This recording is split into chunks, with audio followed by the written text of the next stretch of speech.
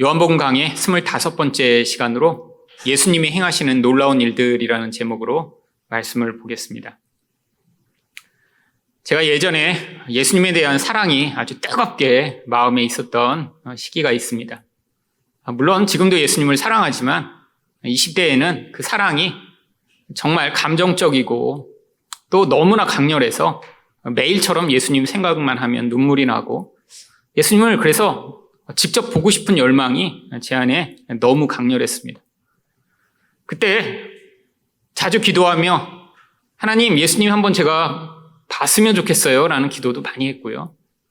또 천국에 가보고 싶다라는 기도도 많이 했는데 그 이유 중에 하나는 예수님을 직접 만나고 싶어서 였습니다. 그러다가 무슨 생각까지 했냐면 미래에 혹시 타임머신이 발명이 된다면 꼭 2000년 전으로 가서 내가 예수님을 꼭 만나보면 좋겠다라는 생각도 했었습니다. 그러면서 예수님의 제자들을 생각하니까 참 그들은 행운아들인 것처럼 여겨졌습니다. 이 세상에서 예수님을 직접 만나고 또 예수님을 따라다니고 그 기적들을 보고 예수님과 함께 할 수 있는 그런 기회를 누리는 아주 소수의 사람. 인류의 역사 가운데 정말 선택된 아주 소수. 참 그들은 얼마나 참 좋았을까라는 생각을 했죠. 그런데 제가 나중에 성경을 더 보다 보니까 혹시 제가 그 시절에 태어났다라고 하면 제 앞에 예수님이 나타났더라도 절대로 그 예수님을 하나님이라고 제가 받아들이지 않았을 것이라는 결론에 이르렀습니다. 제가 그토록 만나기 열망했던 그 예수님은 성경이 얘기하던 바로 그 예수님이 아니라 어쩌면 제가 만들어낸 너무나 완전하고 내 눈에 보기에 좋아 보이고 또 나의 모든 문제를 해결해 줄 수 있는 그런 하나님이었던 것이죠. 예수님이 2000년 전에 오셨을 때 그분은 어쩌면 너무 초라하고 볼품이 없고 배운 것도 없는 시골 총각에 불과했습니다. 그렇기 때문에 예수님이 자신을 하나님의 아들인 것으로 말씀하시자 사람들이 예수님을 죽이려고 한 것이 너무 당연한 것이었죠. 그래서 19절 상반절에 예수님이 그러므로라고 말씀을 시작하십니다. 이 그러므로는 바로 앞에서 예수님이 자신이 하나님의 아들이라는 사실을 밝히시자 바로 유대인들이 예수님을 죽이려고 했다라고 하는 그런 맥락 가운데 나온 설명입니다. 예수님은 자신이 말씀으로 38년 된 병자를 고치심으로 말미암아 하나님이심을 보여주셨는데 사람들은 그럼에도 불구하고 예수님을 절대 하나님으로 인정하지 않았기 때문이죠. 그래서 예수님이 19절 하반절에서 바로 자신이 행하시는 일이 하나님의 일과 같은 것이다 라고 이렇게 설명을 하십니다. 예수께서 그들에게 이르시되 내가 진실로 진실로 너희에게 이르노니 아들이 아버지께서 하시는 일을 보지 않고는 아무것도 스스로 할 수 없나니 아버지께서 행하시는 그것을 아들로 그와 같이 행하느니라. 지금은 아버지와 아들이 똑같은 일을 하는 경우가 많지 않습니다. 재벌이나 돼야 회사를 물려줘서 아버지가 하던 그 회사를 물려받죠. 일반적인 사람들은 특히 한국에 있어서는 아버지가 하는 일을 똑같이 따라하는 경우는 많지 않죠. 근데 고대에는 아버지가 하는 일을 그 아들이 물려받는 경우가 아주 당연한 것이고 흔한 것이었습니다. 바로 예수님이 목수라고 우리가 이야기하는 이유도 바로 예수님의 아버지가 목수였기 때문이죠. 그래서 그 아들은 그 아버지를 어려서부터 보면서 아버지의 그 모든 행동을 따라 배우게 되는 것입니다. 지금 집에서 우리가 밥 먹는 습관이나 생활 습관을 따라하는 것이 아니라 특별히 어떤 일에 있어서 아버지가 하던 그 직업을 그대로 배워 따라하다가 아버지와 같은 그런 실력과 그런 행동을 하게 되는 것이죠. 예수님이 바로 그 말씀을 하고 계신 거예요. 내가 지금 하고 있는 이 모든 일은 그냥 나 혼자 하는 것이 아니라 하나님이 하시는 것들을 그대로 본 뒤에 내가 그것들을 너희한테 행하는 것이다 라고 하는 것이죠. 이것은 오직 예수님만 하실 수 있는 것입니다. 왜죠? 여러분, 사람이라면 누군가 하고 있는 것을 옆에서 보다가 따라할 수 있지만 하나님은 아무도 볼 수도 없으며 그래서 그분이 행하시는 것을 알 수 없기 때문이죠. 결국 하나님이 행하시는 일을 그대로 따라할 수 있다는 것은 예수님 또한 하나님과 같은 분이며 또한 이 인간과는 다른 존재임을 보여주시고 계신 것입니다. 그런데 왜 하나님은 자신이 행하시는 모든 일을 예수님에게 다 그대로 보여주신 것일까요? 20절 상반절에서 예수님이 이렇게 말씀하십니다. 아버지께서 아들을 사랑하사 자기가 행하시는 것을 다 아들에게 보이시고, 그냥 예수님에게 아들이니까 가르쳐 주신 것이 아니라 깊은 사랑의 관계 안에서 바로 하나님과 똑같은 일을 하실 수 있게 되었다라고 하는 것입니다. 그런데 이 말씀을 특별히 지금 예수님을 죽이고자 하는 사람들에게 말씀하고 계신 거예요. 무엇 때문에 예수님을 죽이고자 했죠? 한 가지는 안식일에 예수님이 어떤 병자에게 병을 고치신 뒤에 그가 자리를 들고 걸어가라고 하는 안식일을 깨트리셨기 때문입니다. 여러분, 사람들이 당시 안식일을 이렇게 열심히 지킨 이유가 무엇일까요? 바로 하나님의 인정과 또한 하나님의 그런 사랑을 받고자 하는 마음 때문이죠. 그들은 그렇게 생각했습니다. 우리가 이렇게 열심히 안식일을 지키면 하나님이 우리를 인정하시고 더 많은 복을 베풀어 주실 것이다 라고요. 여러분, 그런데 이렇게 안식일을 열심히 지킨다고 그들이 하나님을 볼 수 있나요? 아니요. 아니, 그들은 열심히 안식일을 지킨다고 생각하고 있지만 어쩌면 하나님과 아무런 관계가 없는 상태에 있는 것입니다. 오히려 예수님은 안식일을 그들이 볼 때는 다 깨트리시는 분처럼 보였는데 예수님이 스스로 나는 하나님과 이런 깊은 관계 가운데 있다. 그래서 하나님이 하시는 일을 내가 똑같이 한다라고 말씀하고 계신 것이죠. 아니, 그런데 예수님이 아주 파격적이고 충격적인 말씀을 더하십니다. 20절 하반절입니다. 또 그보다 더 큰 일을 보이사 너희로 놀랍게 여기게 하시리라.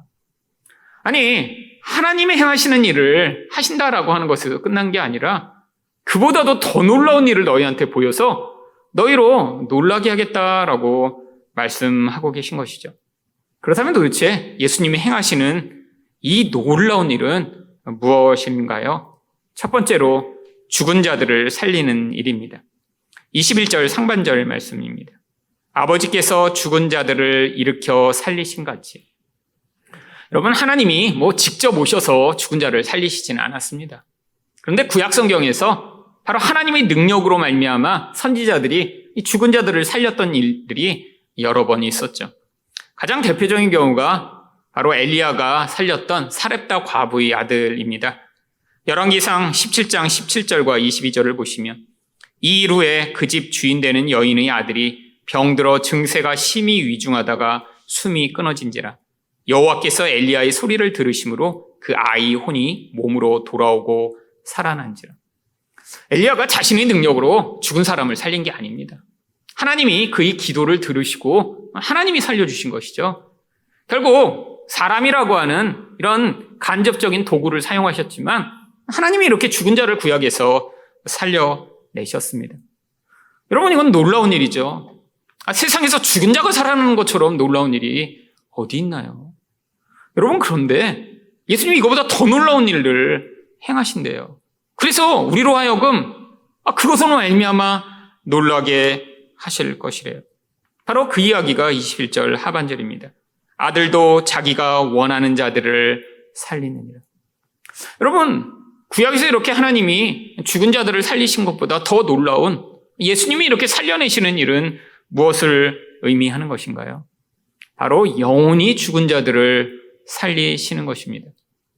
여러분, 우리가 볼 때는 이렇게 육체적으로 죽은 자가 살아나는 것, 이것처럼 놀라운 일은 없을 것입니다. 여기 계신 어떤 분도 죽은 자가 이렇게 다시 살아났다라고 하는 것을 직접 보거나 경험하는 것은 불가능하겠죠. 가끔씩 해외 토픽에 보면 죽은 줄 알고 이렇게 장사를 지냈는데 며칠 후에 무덤에서 다시 이렇게 살아나서 깨어났더라라는 이야기들을 우리는 듣습니다. 여러분, 해외 토픽에 날 만한 그런 일이죠. 근데 정말 죽었던 것일까요? 아닙니다. 아마 심장이 느리게 뛰거나 기절 상태가 아주 심해서 사람들이 착각한 그런 경우겠죠. 진짜 성경에 나오듯이 나사로처럼 완전히 죽었다가 썩어서 냄새가 나는 그런 상황에서 다시 살아나는 경우는 있을 수 없습니다. 그런데 하나님의 입장에서 보면 이렇게 육신으로 죽었다 살아나는 것, 우리 입장에서는 너무 놀라운 일이지만 이것은 아무것도 아닌 일입니다. 왜? 하나님은 무에서 유를 만드실 수 있는 분이시거든요. 그러니까 지금 흙으로도 이 살아있는 인간을 만드실 수 있는 분인데, 살아있던 인간이 죽었다가 다시 살아나는 것쯤은 하나님께는 어려운 것이 아니죠.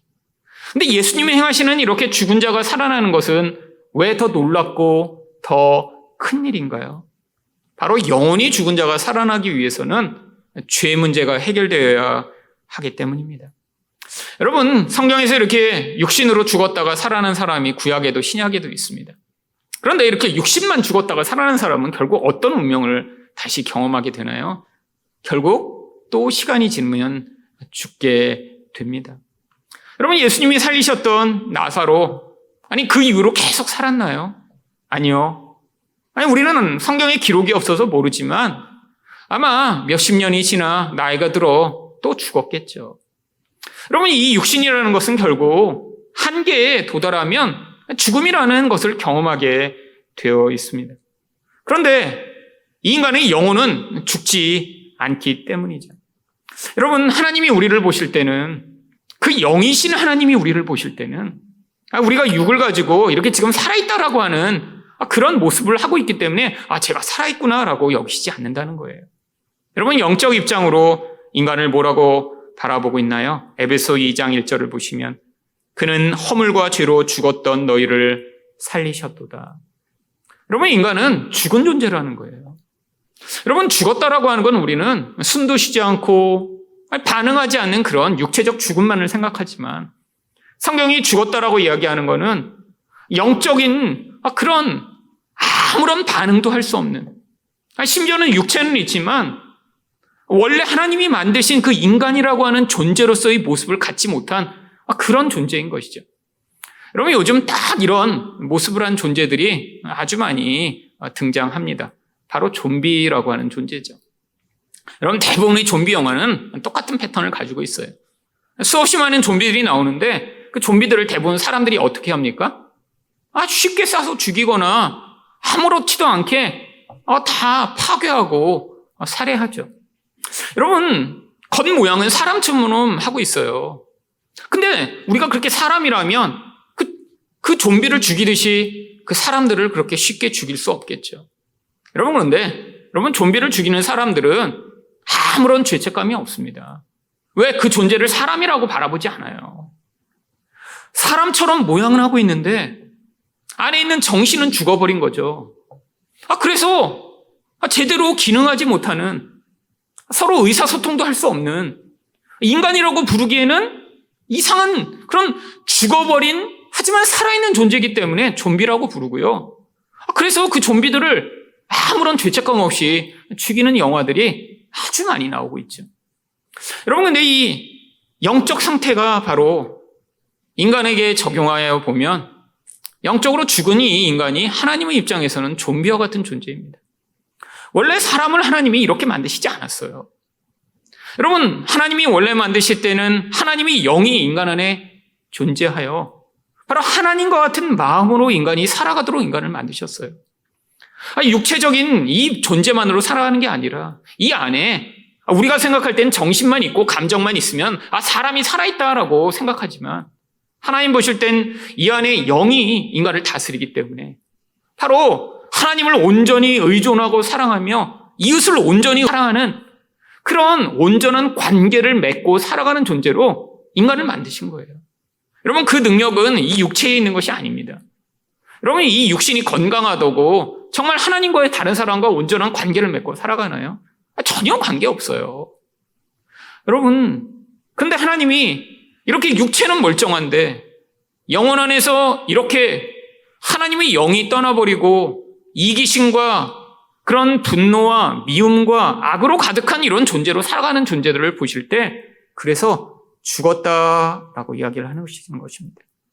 여러분, 이 죽은 존재가 살아나기 위해서는 어떻게 돼야 되나요? 여러분, 육체가 죽은 존재는 예수님처럼 말씀 하나로 살려내실 수 있습니다. 여러분, 나사로를 살리실 때 예수님이 그 죽은 시체를 어떤 조치를 취해서 살리신 게 아니에요. 나사로야 나오너라 말씀하셨더니 나사로가 걸어 나옵니다. 여러분, 그런데 이 영이 죽어버린 자는 그렇게 할 수가 없는 거예요. 영이 죽어서 육체는 있는데 좀비처럼 있는 자에게 자, 너가 깨끗하게 되어라, 너가 살아나라 이렇게 말씀하시면 살아나면 좋겠는데 바로 죄 문제가 해결되지 않고는 절대로 영이 죽은 자는 살 수 없기 때문이죠. 여러분, 그래서 이게 더 놀라운 일입니다. 우리가 볼 때는 육체적 죽음을 극복한 그런 존재가 놀라워 보이지만 하나님의 입장에선 바로 예수님의 죽음을 통해서만 다시 되살아날 수 있는 그 생명을 얻은 자들을 보실 때 바로 더 놀라운 기적이라고 이야기하는 것이죠. 여러분은 정말 영혼이 이렇게 예수로 말미암아 살아나셨나요? 여러분, 이제는 그러면 우리 안에 이전 사람들은 경험하지 못했던 영원한 생명이 찾아오게 된 것입니다. 이게 기적이죠. 여러분, 세상에서 사람들이 어떤 놀라운 기적들을 경험하기를 원합니다. 특별히 어떤 기적과 같은 일을 경험해 그게 나에게 엄청난 유익을 받게 되기를 원하죠. 근데 그거보다 더 놀라운 기적이 바로 죽었던 자가 살아나 영생을 누리게 되는 것입니다. 그래서 요한복음 11장 25절과 26절은 이렇게 이야기합니다. 예수께서 이르시되 나는 부활이요 생명이니 나를 믿는 자는 죽어도 살겠고 무릇 살아서 나를 믿는 자는 영원히 죽지 아니하리니 이것을 내가 믿느냐. 여러분, 이 영생의 약속이요. 여러분, 예수님을 우리가 이렇게 믿게 되었을 때 하나님이 죽은 자가 살아나는 것보다 더 놀라운 영생을 우리에게 허락하셨는데 많은 사람들이 영생을 이렇게 선물 받고도 그게 얼마나 놀라운 것인가 하나님께 감사하고 또한 감격하는 경우가 많지 않습니다. 여러분, 어떤 큰 병에 걸렸다 낫게 되면 엄청나게 감사하겠죠. 왜? 잘 안 일어나는 일이니까요. 근데 이미 우리는 죽었던 자가 살아난 더 놀라운 기적을 경험하고 있는 것입니다. 물론 이게 믿음으로만 우리가 이 사실을 깨닫고 반응하고 이것으로 말미암아 정말 이게 얼마나 놀라운 것인가 알게 되겠죠. 우리 생각과 우리 판단이 육신적인 데만 머물러 있다면 이런 놀라운 은혜와 이런 놀라운 능력을 우리가 소유하고도 이게 우리에게 아무런 영향력을 미치지 못할 수도 있습니다. 하지만 성경에서 정말 놀라운 믿음으로 말미암아 살아갔던 믿음의 선진들은 바로 이 부활의 능력으로 말미암아 바로 그들이 고난과 박해를 이겨내며 이 땅에서 넉넉히 이기는 삶을 살 수 있었죠. 여러분, 믿음의 이야기가 가득 나와 있는 히브리서 11장을 보시면 35절에 특별히 이 부활에 대한 믿음이 어떤 영향력을 미쳤는지 이렇게 이야기합니다. 여자들은 믿음으로 자기 죽은 자들을 부활로 받아들이기도 하며 또 어떤 이들은 더 좋은 부활을 얻고자 하여 심한 고문을 받되 구차히 풀려나기를 원하지 아니하였으며. 여러분, 초대교회의 상황을 보여주고 있는 것이죠. 그럼 핍박을 받아 정말 죽었어요. 그런데 그것 때문에 하나님을 원망하고 인생에서 낙심하며 좌절하지 아니하고 저렇게 내 사랑하는 사람이 죽었지만 하지만 그것보다 더 놀라운 그 부활로 말미암아 저렇게 고통받던 인생을 끝내고 이제는 하나님의 품에 안겨 있겠구나라는 그 믿음으로 그들이 이겨냈다라고 하는 것입니다. 아니, 또 박해를 받으며 그렇게 핍박을 했죠. 어떤 핍박이요? 네가 예수를 부인하면 풀려나게 해주겠다고. 여러분, 그런데 구차히 그런 것들을 받아들이지 아니하고 더 좋은 부활을 받고자 그 고난을 이겨냈다라고 하는 것입니다. 여러분, 일본에 기독교가 한국보다 훨씬 오래전에 전파되었습니다. 네덜란드 사람들을 통해 무역선이 오래전부터 오가며 일본에는 한 마을, 한 지역이 이렇게 다 예수를 믿는 사람들이 나타났던 경우가 있어요. 근데 그게 얼마나 오래됐냐면 임진왜란도 더 전부터 일본에는 기독교 신자들이 생겼고요. 한 지역 전체가 다 예수를 믿어 심지어는 임진왜란 때 한국을 침공했던 일본의 장수 중에 한 명은 십자가를 깃발로 들고 한국을 침공했다라고까지 합니다. 그런데 그렇게 과거에 번성했던 기독교가 중간에 엄청난 핍박을 당하기 시작합니다. 바로 기독교가 이렇게 자기들이 세력을 가지면서 중앙 집권화를 원했던 그런 막부에서 이 기독교를 이제 핍박을 가하기 시작했죠. 일단 외국인들을 한 마을만을 정해놓고 더 이상 그런 외국의 영향력을 퍼뜨리지 못하게 다른 곳에 살지 못하도록 했습니다. 심지어는 일본 사람들이 그런 외국의 문물을 개인적으로 받아올까 봐 개인이 배를 타고 나가서 외국 사람을 접촉하거나 그러면 잡아서 무조건 사용을 시켰어요. 그리고 이렇게 한 지역적으로 예수를 믿는 사람들이 나타난 그 지역 사람들은 데려다가 한 명 한 명 그들의 신앙을 묻기 시작했어요. 그들이 예수를 믿는다고 하면 죽이고 나는 예수를 안 믿겠다라고 하면 살리는 일들을 하며 압박하기 시작했습니다. 그래서 한 차례 엄청난 핍박이 지나갔어요. 근데 중앙정부에서 생각해 보니까 아직도 완전히 끝나지 않은 것 같아요.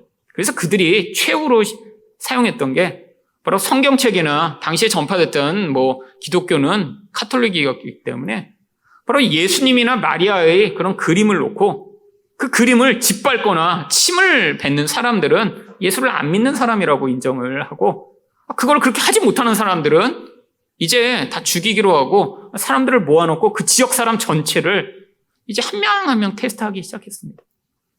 이미 한 차례 다 핍박이 지나갔어요. 근데 말로는 난 예수를 안 믿어라고 했던 사람도 성경을 짓밟거나 예수님의 얼굴을 발로 짓밟고 침을 뱉어야 되니까 거기서 통과하지 못한 사람들이 많이 생겼던 것입니다. 결국엔 수십만 명이 죽임을 당했습니다. 여러분, 이런 엄청난 핍박 가운데도 사람들이 자기 믿음을 지켰던 거죠. 여러분, 어느 곳이나 기독교가 전파되는 곳에는 이런 믿음을 테스트하는 일들이 분명히 존재하죠. 여러분, 근데 만약에 이 땅의 삶이 전부라면, 이렇게 어떻게 보면 개 죽음을 당한 것처럼 죽임을 당한 사람들의 인생은 얼마나 비참하고 안타까운 일일까요? 여러분, 그래서 성경이 이야기하는 것입니다. 그들이 그런 선택을 할 수 있었던 이유가 바로 이 땅의 삶을 뛰어넘는 더 놀랍고 더 아름답고 더 영원한 하나님의 나라가 존재하고 있다고. 여러분, 나이가 드시며 인생을 사시다 보니까 점점 이 땅이 좋아지고 이 세상이 너무 완전한 것 같고 그래서 나는 이 세상에서 더 오래오래 행복하게 살아야겠다라는 생각을 하시나요? 저는 오히려 예전보다 나이를 많이 먹었잖아요. 제가 예수님을 이제 인격적으로 깊이 만나고 미래에 정말 지금보다는 나은 인생이 펼쳐질 거야라는 그런 꿈이 있던 시절이 있습니다. 여러분, 나이가 들수록 근데 점점 많이 드는 생각이 이 땅의 인생은 정말 아무것도 아니구나. 하나님 나라가 없다면 정말 얼마나 허무한가. 여러분, 그때 뭐가 찾아오나요? 바로 권태가 찾아오게 되죠. 여러분, 그런데 세상 사람은 그 권태를 이기기 위해 더 자극적 요소를 추구합니다.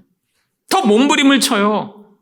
자기를 자꾸 더 자극적 요소로 행복하게 만들려고 애쓰고 노력하죠. 여러분, 근데 하나님 백성이 바로 그 자리에서 눈을 돌려야 할 것이 영원한 하나님의 나라입니다. 여러분, 안에 만약에 그런 자리에까지 도달했는데도 불구하고 하나님 나라에 대한 열망과 기대는 하나도 없고 어떻게 하면 더 재밌을까? 어떻게 하면 더 맛있는 걸 먹을까? 어떻게 하면 나를 더 편안하게 할까만 여러분의 마음에 가득한 채로 살아가고 있다면 여러분은 지금 믿음의 삶을 살고 있는 것이 아니라 오히려 믿음과 반대된 이 세상의 영에 사로잡혀 어쩌면 하나님이 진짜 좋은 것을 우리에게 주셨는데 그 좋은 것을 생각하지도 누리지도 못하는 그런 땅에 메어진 삶을 살아가고 있는 것은 아닌가요? 여러분, 예수님이 분명히 말씀하셨어요. 내가 더 놀라운 것을 너희에게 보여주겠다. 여러분, 우리가 누리는 이 영원한 생명이 이 놀라운 것입니다. 그렇다면 이 놀라운 것으로 말미암아 우리 삶의 이 권태를 벗어나 하나님 나라를 소망하며 아니, 이 땅에서 우리가 어떤 어려움이 있더라도, 아니, 어떤 어려움이 있어도 과거에 초대교회의 성도들이 당했던 것 같은 그런 핍박과 죽음과 같은 어려움이 있을까요? 하지만 우리가 일상에서 당하는 그 어려움조차 이 부활의 생명의 능력으로 이겨내시는 여러분 되시기를 축원드립니다. 두 번째로 예수님이 행하시는 놀라운 일들은 무엇인가요? 심판을 행하시는 일입니다. 22절 말씀하십니다. 22절 말씀을 보겠습니다. 아버지께서 아무도 심판하지 아니하시고 심판을 다 아들에게 맡기셨으니. 왜 하나님이 직접 심판하시지 않는 것일까요? 여러분, 바로 하나님이 이 모든 심판의 권한을 예수님께 맡기셨기 때문입니다. 23절의 말씀을 보시면 이는 모든 사람으로 아버지를 공경하는 것 같이 아들을 공경하게 하려 하심이라. 아들을 공경하지 아니하는 자는 그를 보내신 아버지도 공경하지 아니하느니라. 여러분, 예수님이 하나님과 동등이시기 때문에 결국 예수님에 대한 반응으로 하나님에 대한 반응이 무엇인가를 하나님이 판단하시고 그래서 예수님이 심판권자가 되신다라고 하는 것입니다. 여러분, 이런 관점에서 보면 바로 18절에서 이 유대인들이 예수님에 대해 어떻게 반응했나요? 유대인들이 이로 말미암아 더욱 예수를 죽이고자 하니 하나님을 자기의 친아버지라 하여 자기를 하나님과 동등으로 삼으심이로라. 여러분, 예수님이 하나님과 같은 분이다라고 말씀하신 거예요. 근데 예수님을 죽이려고 하는 이 반응이 결국 하나님에 대한 반응이며 결국 유대인들은 그래서 하나님의 심판을 받을 수밖에 없다라고 하는 것이죠. 여러분, 근데 왜 하나님이 하나님에 대한 반응이 아니라 예수님에 대한 반응으로 심판의 그 결국을 결정하시는 것일까요? 바로 사람들은 하나님을 섬긴다고 할 때 이 하나님을 자기가 만들어낸 하나님을 섬기는 경우가 아주 많이 있습니다. 여러분, 보이지 않는 하나님이에요. 그러니까 내가 상상할 수 있는 거예요. 근데 주로 어떤 하나님을 상상하나요? 자기에게 무엇인가 큰 유익을 가져다 줄 그런 세상 사람들도 다 어떤 때는 부처, 어떤 때는 알라라고 부르는 그런 종류의 하나님을 내가 하나님이라고 생각할 수 있는 것이죠. 근데 그 하나님이 예수님으로 오시고 나니까 사람들이 생각하던 하나님과 그분은 다른 분으로 이 땅에 오셨어요. 지금 왜 유대인들이 예수님을 이렇게 죽이기까지 미워한 것이죠? 바로 그들의 자기 의를 깨뜨리셨기 때문입니다. 그들이 생각하는 하나님은 어떤 분이세요? 뭔가 종교적으로 열심을 내면 너 너무 잘했구나. 이것도 이렇게 열심히 하네? 라고 칭찬해 주시며 그들을 사랑해 주실 줄 알았는데 근데 예수님이 오시더니 그들이 그런 자기 의를 하나도 갖지 못하도록 그들을 오히려 책망하셨기 때문이죠. 여러분, 사람들은 다 자기 의를 내세우기 원합니다. 왜? 인간은 영적으로 부끄러워져서 그래요. 하나님의 영광이 인간에게 죄로 말미암아 떠나면서 인간은 스스로 내가 부족하고 문제가 있다는 사실을 받아들일 수 없는 존재가 되었습니다. 뭔가 그래서 계속 잘나고 멋지고 싶어요. 다른 사람이 나의 약점을 알아채기를 원하지 않습니다. 그래서 어떤 방식으로든 자기 의를 추구하는 것이죠. 여러분, 종교적으로는 이게 안식일 율법을 지키는 것이지만 여러분, 세상에서도 다 그래서 자기 의를 나름대로 추구합니다. 외모적으로 예쁘고 흠이 없는 모습을 보이길 원하고 능력에서 있어서도 다른 사람보다 괜찮은 존재이길 원하죠. 여러분, 근데 이 세상에 살아가는 게 왜 이렇게 힘든가요? 자꾸 자기의 실체가 폭로돼서 그렇습니다. 학교의 학생은 언제부터 힘들어지죠? 성적이 이렇게 구체적으로 나오기 시작하면서부터 힘들어져요. 그전에는 그냥 다 같은 학생이에요. 근데 어느 날인가부터 몇십 명 중에 몇 등, 이런 게 나오기 시작하면 그때부터 힘들어져요. 여러분, 근데 거기서 조금 잘했다고 해서 그게 끝인가요? 아니요. 점점 경쟁이 심해져 갑니다. 나중에는 내 능력으로 해결하지 못하는 상황들을 계속 경험하게 되죠. 여러분, 그러면서 누군가 넌 그것도 못해? 왜 이렇게 부족해? 라고 하는 순간에 우리 안에서 깊은 열등감이 자극이 되며 자꾸 그 부끄러움을 감추고 외면하려고 하는 것이죠. 근데 예수님이 오시더니 유대인들이 자기 의의를 쌓는 아주 중요한 수단이던 그 안식일을 건드리시자 죽이기까지 미워했던 것입니다. 여러분, 또 예수님이 그들이 기대했던 그런 멋지고 힘 있는 하나님으로 오시지 않아서 그래요. 여러분, 제가 처음에도 말씀드렸지만 예수님을 아마 직접 만난다면 이런 분이 하나님이야? 라고 반응할 만한 게 그런 예수님이에요. 여러분, 성경이 명확히 얘기합니다. 흠모할 만한 것이 하나도 없더라. 여러분, 그냥 만났으면 정말 시골 총각이죠. 여러분, 제가 지금 나이 들어보니까 한 30살 정도는 정말 어리게 보여요. 여러분, 예수님이 사역 시작하실 때 겨우 30이었어요. 여러분, 예수님이 뭔가 외적으로도 멋지고 아주 준비된 모습으로 오신 게 아니에요. 그냥 동네에서 목수일 하시다가 배운 그런 학력도 없이 오셨어요. 아니, 화려하고 멋진 그런 어떤 왕가에서 태어나 오신 것이 아니라 그냥 동네 청년에 불과하죠. 여러분, 사람들이 왜 하나님을 이런 멋진 모습으로 상상할까요? 그 하나님이 가지신 힘을 자신이 받아서 나의 것으로 누리고자 하는 열망 때문이죠. 여러분, 이게 바로 민속 메시아 사상입니다. 여러분, 우리 모두 다 하나님을 믿는다고 할 때 바로 내가 만든 그런 하나님을 하나님으로 믿는 경우가 많아요. 여러분, 그래서 우리가 예수님을 통해 하나님이 어떻게 우리에게 나타나셨는지를 보아야 합니다. 여러분, 근데 이게 영적으로 믿음의 눈이 열리지 않으면 절대로 변할 수 없는 거예요. 여러분, 예수님의 제자들이 예수님을 3년간 따라다녔습니다. 심지어는 예수님이 죽으신 것을 봤고요, 부활하신 것을 봤어요. 그리고 나서 예수님이 이제 승천하시는 것을 보려고 그 앞에 와서 서 있습니다. 근데 마지막에 예수님께 물어본 것이 무엇인가요? 사도행전 1장 6절. 그들이 모였을 때 예수께 여짜와 이르되 주께서 이스라엘 나라를 회복하심이 이때니까? 여러분, 마지막 순간에 물어본 게 이스라엘을 회복하심이 이때입니까? 여러분, 그들이 기대했던 이스라엘의 회복은 무엇인가요?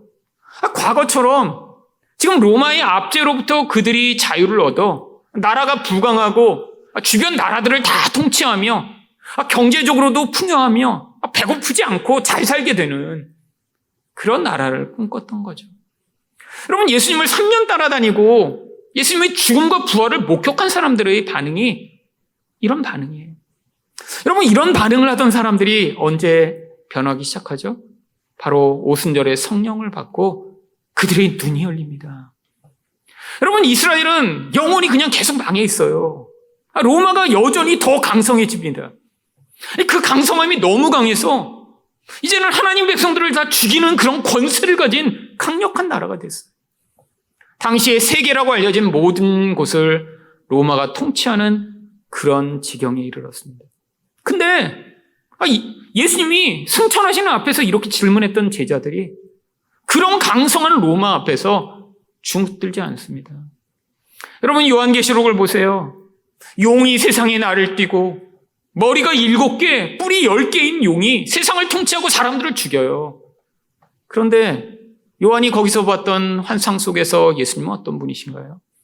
그런 세상을 통치하시는 분이십니다. 다시 오셔서 용의 머리를 짓밟고 이 온 세상을 통치하시며 만왕의 왕이며 만주의 주가 되시는 분으로 임하실 것을 그는 그런 현실 가운데 눈으로 볼 수 있었던 것이죠.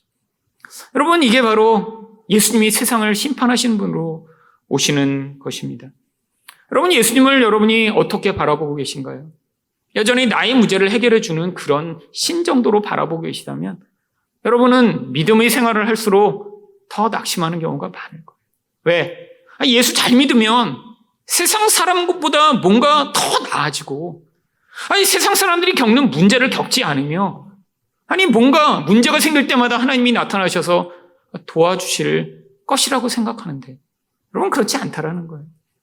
여러분, 믿음의 눈으로 바라보면 오히려 이런 세상의 문제와 상황과 어쩌면 고통을 겪어가며 하나님 백성들은 이 세상을 사랑하고 의존하는 것에서 하나님을 향한 사랑과 의존으로 우리 마음의 중심이 변해가며 성경이 얘기하는 진짜 믿음의 사람, 진짜 성숙한 사람으로 변해갈 수 있는 것이죠. 여러분, 그래서 예수님이 여전히 우리 눈에 힘이 약한 것처럼 보일 때가 많이 있습니다. 기도를 열심히 하면 예수님이 나타나셔서 짠! 병도 낫게 해주고 경제적 문제도 해결해주며 나의 모든 것들을 해결해주는 그런 하나님이라면 우리는 여전히 예수님이 이렇게 힘이 강하네 라고 믿고 있겠죠. 여러분, 근데 이런 약한 모습으로 여전히 나타나고 있는데 참 하나님의 백성들은 그 과정을 통해 우리 안에 있는 욕심을 발견하고 자아가 깨어져 나가며 진짜 하나님의 나라가 얼마나 영광스럽고 찬란한 것인 것을 배워나가게 되는 것입니다. 여러분, 많은 사람들이 이 예수님 앞에 그래서 심판의 길이 달라지는 거예요. 예수를 오래 믿는다고 하지만 여전히 내 나라를 위해, 나의 영광을 위해 그 예수를 이용하고자 했던 사람들은 예수로 말미암아 실망하게 될 것이고, 하지만 그 예수를 진짜 만나 그 예수님 앞에 복종하며 내 나라를 포기하고 하나님 나라를 받아들이며 그분의 통치에 순종하는 자들은 오히려 그 통치가 가져오는 더 찬란하고 영광스럽고 귀한 하나님 나라의 은혜를 맛보게 되는 것입니다. 바로 이 예수님을 통해 죽었던 자가 살아나며 바로 이 예수님 통해 이 심판을 통과하는 여러분 되시기를 예수 그리스도 이름으로 축원드립니다.